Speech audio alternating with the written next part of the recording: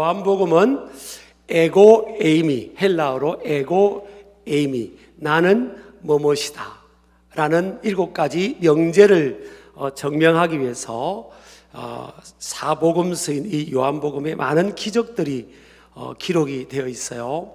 그런데 이 요한복음만큼은 이 기적을 기적이라고 표현하지 않고 표적이라고 표현을 합니다. 왜냐하면 요한복음의 목적이 예수 그리스도의 신성, 하나님의 아들이시고 구원자가 되시는 것을 증명하기 위해서, 증거하기 위해서 기록된 복음서이기 때문에 그렇게 표적으로 표현이 되어 있습니다. 오늘 요한복음 6장에서는 어떤 기적이 표적으로 증거되고 있는가 하면, 여러분 잘 아시는 것처럼 보리떡 5개하고 물고기 2마리로 우리 예수님께서 남자 20세 이상만 5천 명이니까 학자들이 하면 한 2만 명은 좋게 넘었을 것이다. 그 들판에 예수님 주위에 몰려든 그들을, 배고픈 그들을 먹이신 그 사건이 나와 있습니다. 이것이 이제 우리에게 주어지는 교훈이 있는데요. 여러분 2만 명이라는 인원이 뭐 의자가 있는 것도 아니고 산에 어떤 분의 중심으로 모여들었다. 어마어마한 일입니다. 2만 인원이 작은 인원이 아니에요. 10,000명, 2만 명, 5,000명, 5,000명만 해도 얼마나 많은 인원입니까? 그 2만 명이 넘는 인원들이 몰려들었는데 이들의 공통점은 다 문제를 안고 있는 거예요. 처음부터 저분은 하나님의 아들이시고 저분을 믿어야 구원을 받고 저분을 믿어야 영원한 생명을 얻게 된다. 저분은 오늘 말씀처럼 요한복음 6장에 증명되는 명제는 나는 생명의 떡이다. 예수님은 생명의 떡이라는 것을 증거하고 증명하기 위한 그런 기록이잖아요. 저분은 생명의 떡이라서 저분은 우리 인생의 영원한 생명이 된다. 생명이 빠지면 죽음이고 절대 절망이니까 예수라는 저분은 우리 인생의 우리 영혼까지 모든 것이 된다. 저분을 한번 믿어보자. 이렇게 해서 모인 분들이 아니에요. 그들에게는 믿음이 약한 사람도 많았고 예수님 주위에 모이드는 것은 결국 인생의 문제, 자기들이 해결할 수 없는 문제들을 안고 살아가는 거예요. 그 문제를 예수라는 저분을 만나서 한번 해결을 받아보자.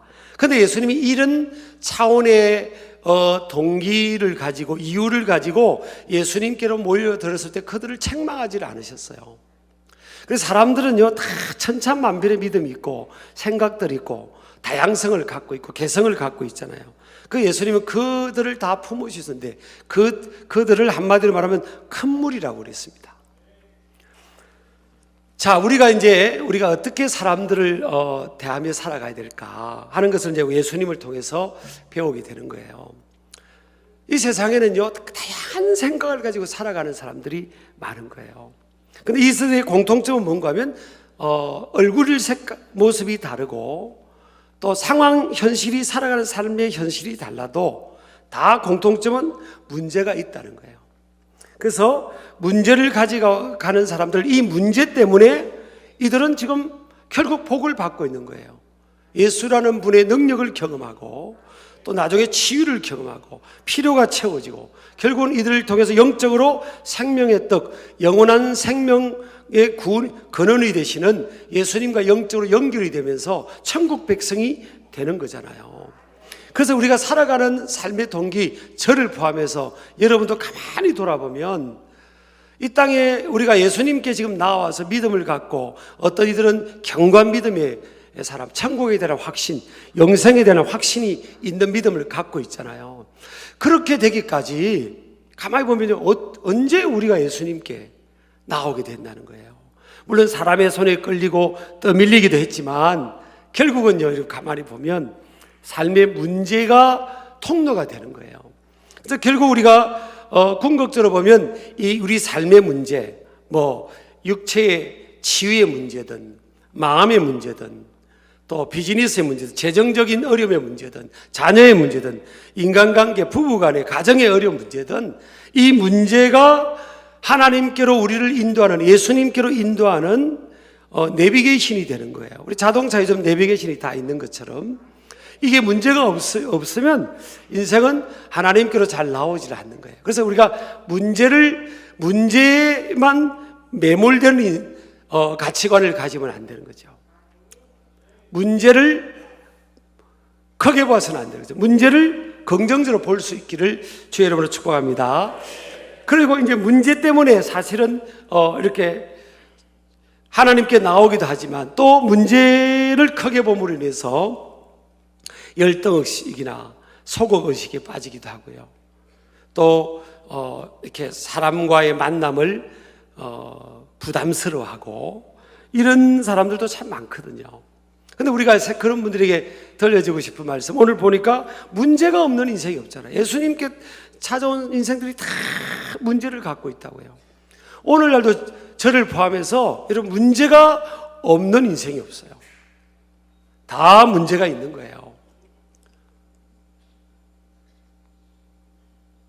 왜 나만 겪는 고난이냐고 불평하지 마세요. 그런 복음 찬양 있잖아요. 다 문제가 있습니다. 목회자가 볼 때도 보면요, 목회자는 그래도 여러분보다 우리 교인들의 상황을 좀 더 알잖아요. 여러분들은 어떻게 보면 아무 문제가 없는 사람처럼 보이잖아요. 누군가가 나만 문제가 있는 것처럼 보이고. 그렇죠. 근데 사실은요, 죽지 못해 사는 사람들도 많아요. 사실은 저는 설교하기 전에 사실은 이런 다짐을 할 때가 많습니다. 눈을 딱 감습니다. 그리고 하나님께 기도하고 도움을 요청하고, 그리고 눈 뜨기 전에 그래, 여기에는 죽지 못해 오는 사람들이 대부분이다. 죽지 못해 사는 사람들이 대부분이다. 그렇게 생각하고 설교해요. 죽지 못해 그저 힘들게 살아가는 이 인생들에게 뭐 많은 요구를 할 수 있겠어요. 그러니까 눈을 딱 감는 겁니다. 그리고 눈을 떠요. 참 힘든 인생들. 저를 보면서 우리 모든 인생들이, 힘들게 살아가는 인생들이 주님 앞에 나오는 거예요. 그 문제가 있기 때문에 우리 마음이 그래도 주님 앞에 사모함이 있고 겸손함이 있는 거예요. 갈망하는 마음이 있는 거죠. 그래서 여러분, 문제가 없는 인생은 없다. 모든 인생은 삶의 여정 속에서 문제를 만나고 문제를 직면하면서 살아가고 있다. 또한 이 땅에 살아가는 이 문제는 인간의 힘으로 해결할 수 없는 문제들이 태반이다. 그래서 우리가 하나님께로부터 비로소 나오게 된다 하는 것을 믿으시기 바랍니다. 자, 문제를 통해요 또 예수님께로 나오게 되죠. 그 다음에 세 번째는요, 문제를 통해 진정한 성숙을 경험한다. 이건요, 문제를 통해 주님을 만나게 되고 문제가 동기가 돼서 하나님 앞에 나오게 되고 예수님 앞에 나오게 되지만, 이 문제를 통해 결국은 이제 믿음의 성숙이 된 곳으로 이제 진입을 하게 되는 거예요. 그래서 결국은 문제를 통해서 주님 앞에 나오지만 그것이 계기가 돼서 주님 만나고 구원을 받고 영원한 생명을 경험하게 되는 거예요. 단지 문제만, 내 인생의 현실적 문제만 하나님의 도우심으로 해결되는 것이 전부가 아닌 거예요. 그건 그냥 아주 이 단편적인 내 삶의 필요가 채워진 것밖에 안 되는 거죠. 내 현실적 문제가 해결되고 영원한 생명, 영원한 구원, 우리의 죄를 예수님의 이 믿음을 통해 용서를 받고 영원한 생명을 갖고 천국 백성이 되고 영원까지 이제 영적으로 연결되는 이 은혜를, 이 축복을 경험하지 못하면 그냥 우리가 이 땅에서 이 경험한 이 축복은 너무나 작은 것밖에 안 되는 거죠. 그래서 문제를 통해 우리는 우리 주님을 만나게 되고 믿음을 갖게 되고 진정한 성도, 삶의 가치관이 바뀌는 거죠. 그래서 무엇이 중요한지, 그전에는 이 땅에 눈에 보이는 것이 중요했다면 영원한 가치가 중요하고 영원한 생명이 중요하고 하나님 나라가 얼마나 소중한지를 알게 되면서 이 땅에서 하나님 나라를 확신하는 사람들은 가치관이 바뀌는 거죠.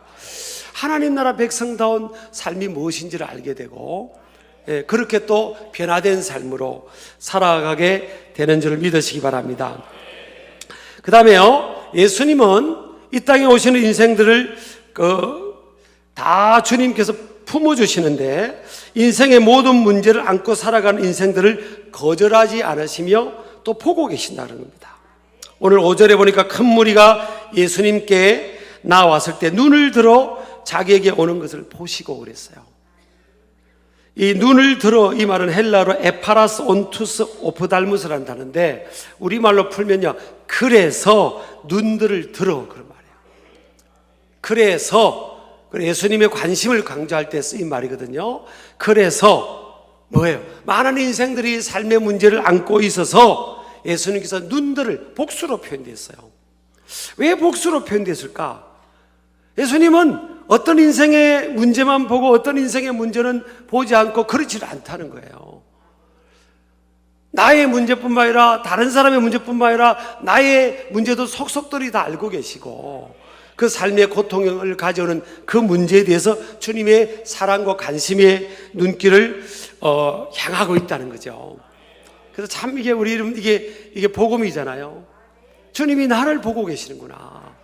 그 수만 명의 무리들이 예수님께 오지만 예수님은 각 사람을 보고 계시는 거예요.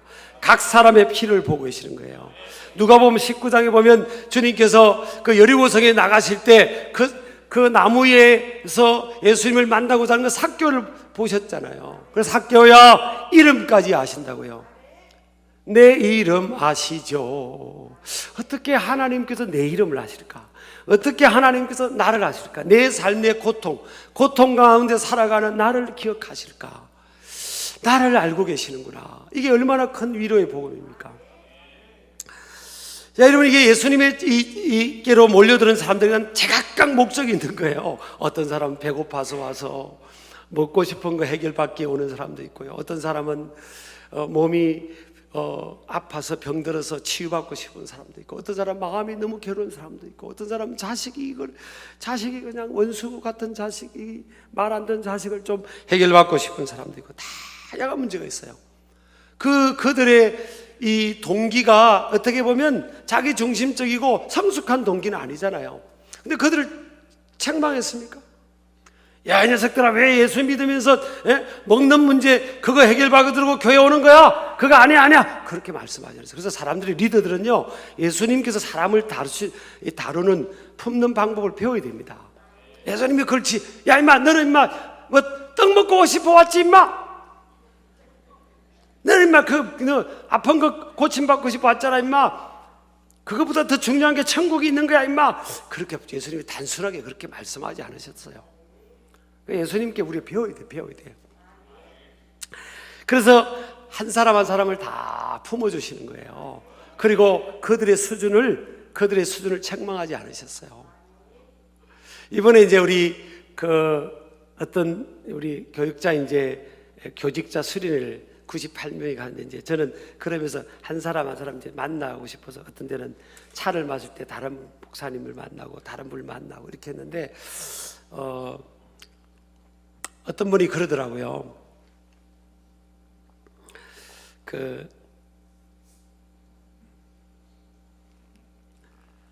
이제 말씀을 나누는데 결국 목회의 행복과 불행의 기준이 뭐냐? 목회자 입장에서 목회가 행복하고 내 목회는 참 불행하다. 이 기준이 뭐냐? 이 기준이 제가 저 은혜 받았어요. 그 기준은 그 사람을 품는, 내게 주어진 사람이나 그 환경을 품는 그 그릇 차이라는 그릇. 내가 사람을 품으면 그건 행복한 거고, 사람을 못 품으면 불행한 거예요.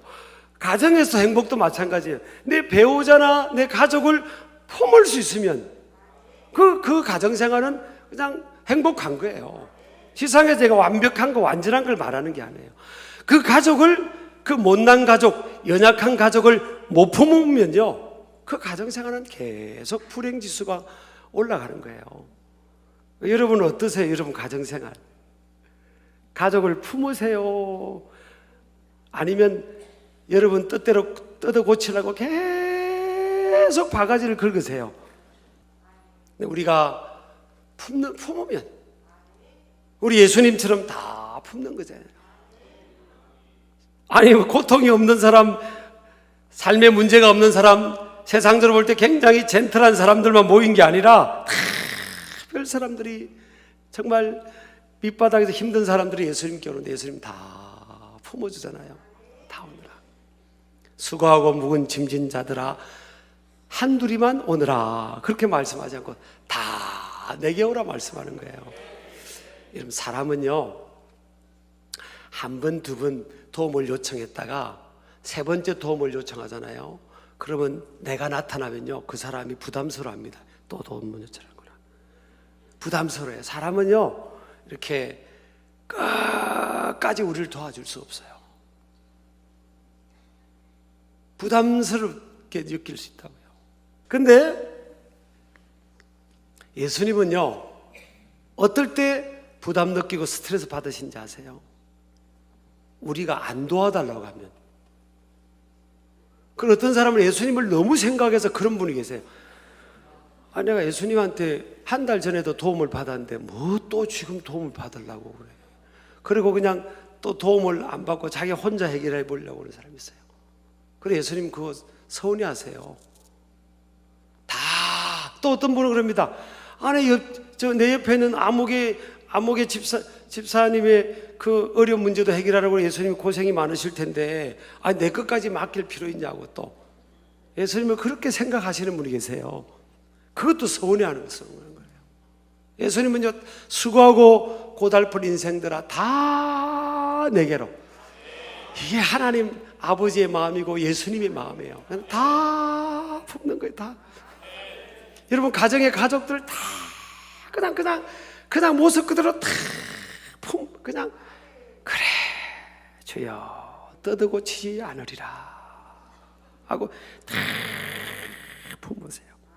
여러분이요, 계속 말을 해서 그 사람을 고치려고 하잖아요. 제가 오늘 남자 편 좀 쓸게요. 다음 주를 또 기대하세요, 여자분들은. 여러분들이 계속 말로 고치려고 하잖아요, 상대방을요. 그러면 임시방편이에요. 고쳐진 척 하는 거예요.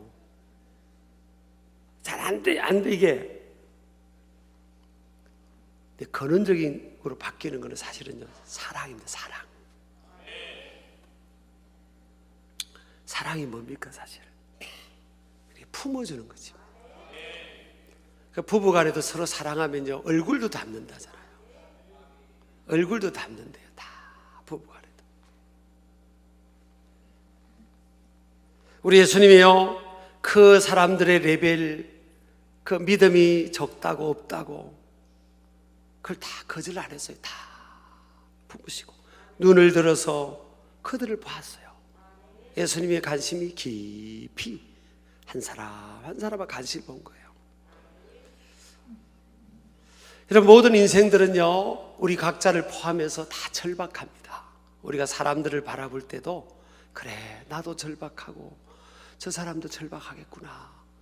비록 그렇게 안 보일지라도 가시덤불과 엉겅퀴 인생을 살아가는 우리들은요, 다 절박해요. 하나님의 사랑의 품음이 필요하고 그렇습니다. 근데 그것을 사람에게서부터 얻으려 하다가는요, 많은 상처를 받고 거절을 받을 수 있어요. 사람은 목자가 아닙니다. 사람은 양이에요. 양. 사람은 양이라고요. 목자 되시는 분은 우리 예수님이세요. 그분 앞에 나오면 우리의 모습 그대로 그분이 다 품어주시는 거예요. 그리고 우리 예수님은요, 우리의 문제를 해결해 주시는 분이시잖아요.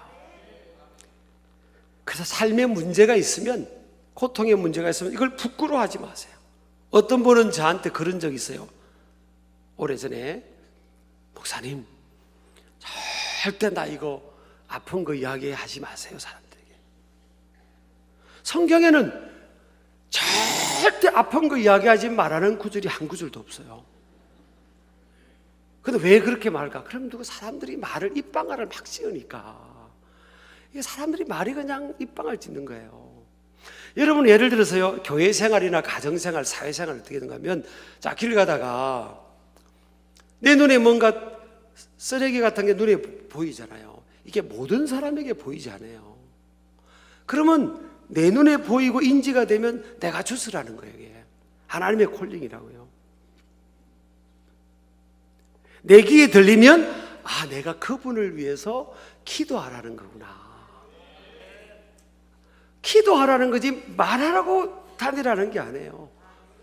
너희 병 낫기를 위해 서로 기도하라고 했죠. 서로라고 했죠. 서로. 인생에 고통의 문제가 있으면 다 고통의 문제가 있는데, 그게 누군가의 고통의 문제가 있으면 그 서로 그걸 나눠 짊어지고 기도하라는 거예요. 그게 우리 교회 생활, 가정 생활. 만약에 여러분 볼 때 여러분 가족 중에 누군가 너무 연약하다, 그러면 그걸 말하라고 하는 게 아니라고요. 그걸 짊어지고, 부부는 한 몸이고 가정이 또 한 가정 아닙니까? 그걸 짊어지고 하나님 앞에 나와서 기도하라는 거죠. 그걸 기도하라는 거죠. 그 삶의 문제를 부끄러워하지 마십시오. 삶의 문제를 숨기지 마십시오.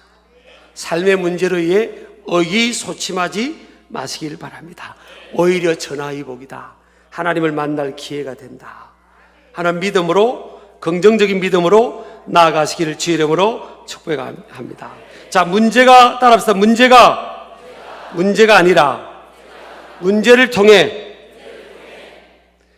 의기소침하고 위축되는 태도가 문제라는 거예요. 문제는 결론적으로 하면 하나님의 블레싱의 축복이에요. 그래서 C.S. 루이스는 변장을 하고 온 하나님의 축복이라고 그랬잖아요. 문제는 예수님을 만나는 축복의 통로인 줄을 믿으시기 바랍니다. 자, 그 당시에 많은 사람들이 배가 고팠거든요.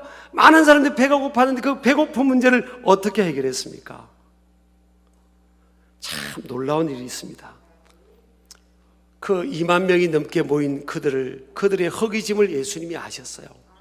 근데 그때 예수님의 제자 중에 안드레라는 제자가 한 소년의 도시락 한 끼를 예수님께 가져온 거예요. 근데 그 도시락에는요, 보리로 만든 떡이 5개가 있고 물고기가 2마리가 있어요. 그 당시에 일반적으로 이 주식인 빵이나 떡을 만들 때 밀로 만드는데, 일반적으로 사람들은 밀로 떡이나 빵을 만들어서 주식으로 먹는데, 보리로 만들었다는 것은, 보리로 만든 사람들은 가난한 사람이었대요. 그러니까 보리떡과 물고기 2마리로 한 소녀의 도시락을 가졌다는 거, 아마 부모님과 같이 그곳에 예수님 만나러 왔든지, 뭐 아니면 소년이 엄마가 도시락을 사줘서 은혜 받으러 왔든지 아마 그랬을 거 아니에요. 근데 보리떡이라는 것은 뭐예요? 그 집이 가난한 거예요. 여러분, 가난한 집안의 소년이 배가 고플까요? 부유한 집안의 소년이 배가 고플까요? 이 가난하면요, 먹고 돌아서면 또 배고파요. 계속 이 배고픔이 찾아오거든요. 그런데 그 가난한 가정의 소년, 파이디리온이라고 하잖아요. 어린 소년이에요. 약간 큰 어린 소년. 그 소년의 한 아이의 도시락이 안드레라는 제자를 통해 예수님께 올려지는 거예요. 근데 예수님이 그거를 거절하지 않으셨어요. 그걸 받으시고, 결과적으로 잘 아시잖아요. 하나님 앞에 축복기도 하고 나눠줬더니 그 많은 2만 명이 넘는 그 사람들이 먹고, 그 아이도 배불리 먹고, 모든 사람들이 배불리 먹었어요. 이런 보리떡 5개, 물고기 2마리고 배고플 때 먹으면 배부르지 않아요. 그냥 허기를 채우는 정도죠. 근데 마음껏 먹고, 그 많은 사람들이 먹고 배불리 먹고 12광주를 남겼어요. 그 소년도 배불리 먹었죠. 근데 저는 우리 예수님이 나라면 어땠을까? 제가 이제 이렇게 우리 교회에서 다니다 보면 아이들이, 영유아 아이들 있잖아요. 조그마한 아이들이 그 아이들이 저를 보면 막 이래요. 이렇게 좋아가지고. 아니, 좋아해 애들이. 왜냐하면 3년 동안 또 영상을 통해서 저를 또 많이 봤잖아요. 엄마가 임신했을 때 제가 또 기도해주고, 엄마 아빠가 설교 들으면서 제 소리에 익숙한 거예요. 애가. 그리고 이제 제가 안수 기도를 이렇게 해주고, 영상을 통해 자주 봤을 거 아니에요. 그러니까 저를 보면 거의 우리 교회 영유 아이들은 BTS보다도 저를 좋아해요. 아니 진짜 비웃지 마시기 바랍니다. 그렇거든요. 근데 어떤 애가 요만한 사탕을 자기 먹을 거를 날 주는 거예요. 유아아이가. 아유, 그걸 받아보면 벼룩에 뭘 빼먹는 거지. 근데 제가 그걸 받아요. 대부분 받아요. 고마워. 아이고 너 먹어야 되는데 고마워. 이렇게 고마워 하고 하이파이브하고 기도해주고 제가 받거든요. 근데 예수님이 마음을 좀 이해를 해요. 여러분, 이 소년이 어쨌든 감동을 받았을 거 아니에요. 예수님이 얼마나 배가 고프실까? 얼마나 이게 필요하실까? 지금 가난한 집이니까 막 2개, 3개를 가진 게 아니잖아요. 그래 예수님 드리고 싶은 거예요. 여러분, 소년이 이렇게 헌신하는 게 가능할까? 저는 가능하다고 생각합니다. 제가 목회하면서요, 청소년들 중에 아이들이 믿음이 들어간 아이들은요, 그냥 하나님께 헌금하고 싶어 하는 거예요. 그래서 막 교회를 통해서 막 선교가 되고 어려운 이웃들 돕는 일에 아이들이 참여하고 싶고, 또 절기라든지 뭐 특별한 뭐 추수감사, 맥주감사, 성탄절, 뭐 부활절 이럴 때 아이들이, 어떤 아이들은요 계속 돈을 모아가지고, 그리고 어떤 애들은 차비도 모아가지고 걸어 다니는 거예요. 근데 왜 꼭 그렇게까지 할 필요가 있니? 하고 말을 제가 하고 싶을 정도로 그래요. 근데 목사님, 저는 그냥 그렇게 하고 싶어요. 그러더라고요. 저는 하나님께 그냥 헌금하고 싶어요. 내가 그냥 뭐 사먹고 아이스크림 사 이런 것보다도 하나님께 헌금하는 게 더 좋아요. 이게 청소년이 그런 고백을 하는 거예요. 나는 그런 고백하는 데 많이 만났어요, 사실은. 목회하다가. 근데 또 하나님은요, 이렇게 기적을 이루시고 그 아이들을 배부르게 먹이시고 12광주리가 남은 것처럼, 나는 그런 것들을, 그런 아이들의 고백을 이렇게 무시하지 않아요. 그 아이들의 삶에 또 놀라운 일들이 일어나더라고요. 그런 애들이 하나님께 헌금하면서, 목사님 나는 서울에 있는 어느 학교를 가고 싶어요. 어느 학교 선교사님이 세운 그 그 좋은 대학교를 가고 싶어요. 근데 참 신기하게요, 또 그렇게 하나님이 극적으로 가게 해주시는 거예요. 참 이게 보면, 그래서 저는 이게 그 애가 그냥 먹고 남은 거 하나 드리고 이런 게 아니에요. 하나님의 역사는 가만히 보세요. 아브라함이 이삭을 드릴 때도 보세요. 아들이 뭐 많았습니까? 딱 독자 아들이에요. 아니, 아들 많은 집에 한 명 키우기 힘들면, 제가 어떤 때는 그러잖아요. 셋째나 이렇게 되려면 뭐 키우기 힘들면 그냥 나한테 줘요. 그러잖아요. 아니, 아이들 많아서 키우기 힘들면, 옛날에는요, 그 다른 옆집에 한 명 맡겨서 키우고 그랬다고요. 먹고 살기 힘들 때 예전에는. 저기 지방 시골의 어느 농어촌 동네는 그런 게 좀 있었거든요. 제가 외환에 목회하다가 어떤 분 들었더니까 그렇게 해서 자기는 자라서 그게 좀 상처도 되긴 했지만 그랬다고 하는 거 간절 들었거든요. 근데 아브라함과 아들 딱 독자 아들 이삭 아닙니까? 하나님도 딱 하나밖에 없는 아들 예수님을, 하나님의 아들 예수님을 우리를 위해서 고난의 자리에, 희생 제물의 자리에 내어준 거 아니에요. 하나님은 그렇게 요하는 거예요. 자, 여러분, 왜 한 소년, 가장 먹고 싶은, 먹는 것에 절제가 안 되는 그 아이의 그 조그마한 가난한 집안의 아이의 보리떡 5개 물고기들을 받으실까? 이게 따라합시다. 하나님의 일하시는 방법이다. 여러분, 기근 시대 때 엘리야라는 선지자가 활약할 시대 때요, 하나님께서 엘리야를 먹이시고 굶기지 않으셔야 될 거 아니에요. 근데 엘리야를 어디에 보냅니까? 저 이방 여인이었던 사르밧 혼자 되신 여인, 아들 한 명하고 이제 양식이 떨어져서 굶다 버티다 이제 한 끼 조그마한 그 한 움큼의 밀가루하고 기름, 그 떡을 만드는 기름 몇 방울하고 그거 남는데 그거 먹고 이제 우리 죽자. 이 집안에 보내신 거 아니에요, 예수님. 하나님께서 엘리야를. 그 많고 많은 사람들이 있고 또 믿는 이스라엘 백성들의 집도 있는데 왜 하나님은 엘리야라는 선지자를, 그 이방 여인, 이스라엘 사람들은 사람 취급하지 않는 그 격가지 이방 여인, 더구나 혼자 된 아무것도 없이 이제 먹을 것 곧 딱 떡 하나 만들어서 먹고 이제 죽음을 생각하는 그 집에 왜 보냈냐고요. 보낸 것까지는 이해를 해도 하나님께서 엘리야를 통해 뭐라고 합니까? 그거 만들어서 나 달라고 그러잖아. 나 이제 그걸 묵상하면 나 같으면 못할 것 같아. 아니, 여러분 지금 막 죽음을 생각하고 먹을 것이 없는데 가서 그거 밥 한 끼 지어서 애가 굶어가고 있는데 지어서 그거 놔주세요. 내가 축복기도 해줄게. 그 이야기하기가 쉽지 않아요. 근데 엘리야는 하나님의 영의 사람이니까 그걸 순종하고 하잖아요. 그리고 여러분 보세요. 여인이 그대로 합니다. 여러분 생각해 보세요. 아들이 굶고 있는데 아들 먹여야겠어요? 아니면 하나님이 보내신 사람을 먹이겠어요? 딱 한 끼 남았는데. 제가 달라고 안 할 테니까 이야기해 보세요. 솔직히, 아니 자식에게는 부모 어디 있어요? 자식 먹이고 싶죠. 자식 먹이고 싶은 거예요, 사실은. 근데 이 여인이 엘리야를 공개합니다. 저는 이게 하나님의 감동과 부르심이거든요. 참 하나님이 일하신 걸 보면요, 우리나라에 지금 최초의 선교사로 오셔서 순교 당한 분 있잖아요. 토마스 선교사님. 지금 이제 웨일즈의 지역인데요.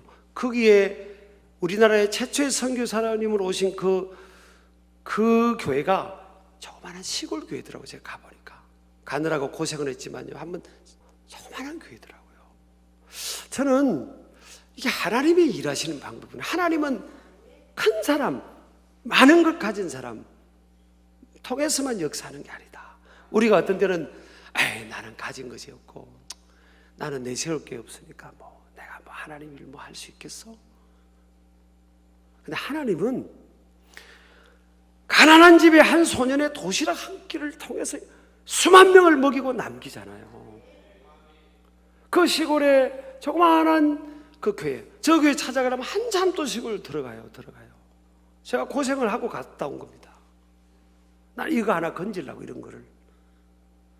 거기서 주시는 메시지더라고요. 하나님은 크다고 하나님을 하는 것도 없고 또 아니고 많다고 하나님을 하는 것도 아니다.